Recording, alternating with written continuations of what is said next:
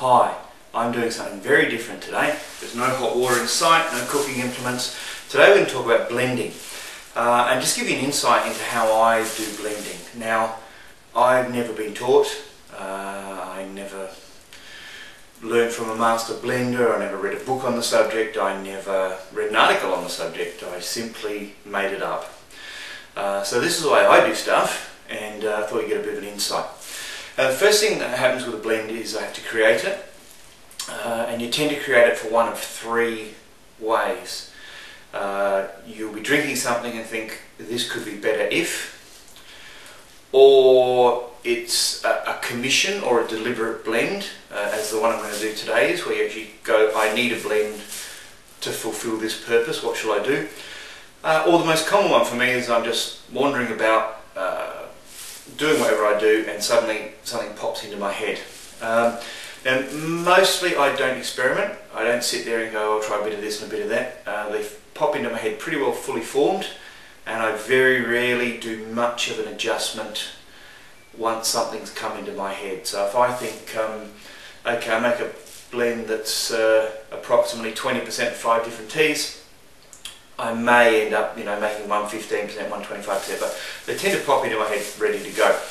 Now this particular one that we're doing today is Peppermint Plus, and this came about because Lady Devotea said, you need to be selling some peppermint tea because of the health benefits, and we already have 1001 Nights, which is beautiful peppermint flavoured tea, and I just don't want to be another vendor selling peppermint. So I came up with a number of rules about this blend before I created it, and one was that it had to be really, really tasty. It had to be something that people would drink because they wanted to drink it, and then the health benefits would be secondary.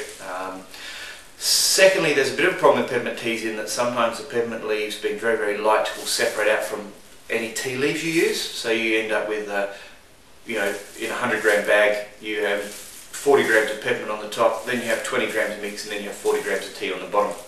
So I wanted to deal with all that, and I wanted to add more than just peppermint. So let's have a look at what I've done, why I've done it, and also how I blend it.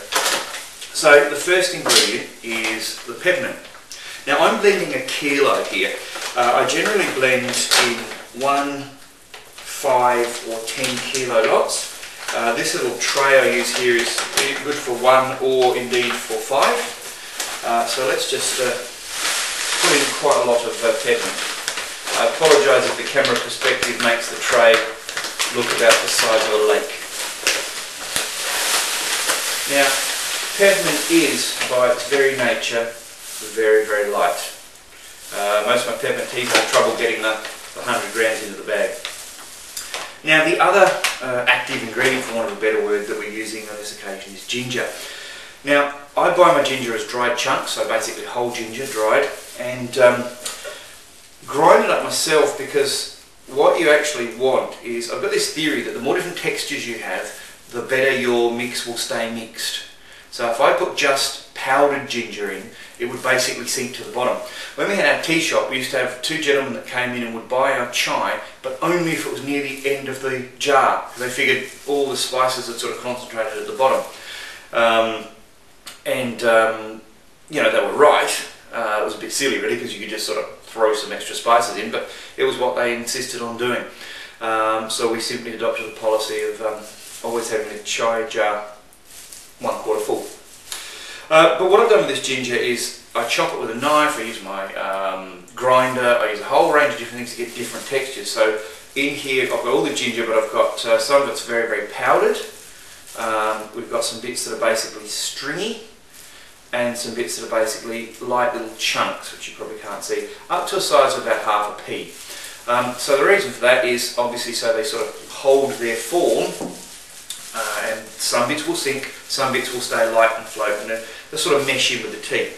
Now in terms of the teas, for health benefits I want to have green tea and white tea in this, and I had a bit of a think about how I want to do that, and again I followed that textural idea. So let's start with this one. This is Chunmi Eyebrow Tea. Just one of my favourite green teas, absolutely beautiful taste, very consistent shape, eyebrow shaped. So we're going to put our Chunmi in there. So now once that blends, I might give it a little bit of a blend. My theory is that what we've got there is the basis of a good tea. But I'm still worried about that idea that my flavours are going to disengage. So let's add some more green tea. Now this one here, which there's a fair whack of it goes in, is a gunpowder. Now I actually use grade 2 gunpowder, and the reason for grade 2 gunpowder is it's exactly the same tea, but instead of being formed into tight little balls, it's kind of the little balls didn't quite work. So again, it's textural. For that mix of textures, it's a bit like some pastas work with some sauces because of how the sauce clings to the shape. Exactly the same. So I've now got two completely different shaped teas in there. I've got the little balls that are a bit imperfect, and I've got the perfect eyebrows. So between the two of them, I'm hoping that will work. Just to add a bit of interest and complexity, I've got a Vietnamese green tea here. Very much a sort of small leaf green tea. Capable of sort of blending in an entirely different way. It's actually an organic tea, really, really nice. Look at that. So that's our green teas, our peppermint and our ginger. And I must say the aroma coming off this is quite lovely. Now, and not all peppermint. You know, I'm getting a lot more than just peppermint because I think peppermint is so strong, you've got to be very careful you don't just end up with a whole bunch of ingredients listed but it just tastes like peppermint. Otherwise you might as well just buy peppermint. Now this is my white tea, and this is a really, really interesting tea. This is Sao Mi, and it's an amazing tea. I mean, it's got a lot of twig, it's got a lot of really large leaf, and as a white tea I like to drink it neat because it's really robust. There'd be absolutely no point in putting 90% of white teas in there, probably 95% of white teas, because the taste would just be completely lost. There's absolutely no point putting anything in a blend if it's not going to add to the taste and or the texture, but preferably both. So this has got magnificent texture. It's just like what you pick up from a forest floor, and it also has a great taste. Now, one warning on this tea: anything with this tea in it, because it's got large twiggy bits like that, tends not to work as well in an infuser. If you're using an infuser, your bottom bag will end up with little twigs because they're the bits that wouldn't fit in the infuser. So we're going to pour some fairly significant quantities of that white tea in there, and bring the little blending tray over. And basically where I go from here is I will sit here for quite some minutes, just gently stirring it all through, making sure it's completely and utterly combined so that it looks like a very homogeneous mass. Because when you put it in 100 gram bags, you really don't want to have just a big lump of one tea in the middle, because that's going to add to your bags being different tastes. So someone will buy one and like it, and the next time it will taste different. Or they'll buy one and not like it, not realising that that one is a bit different. I just found a fairly large chunk of ginger. I probably won't include that. I love the taste of ginger, but that's probably just a little bit too much for some people. So I'm just going to sit here and do this.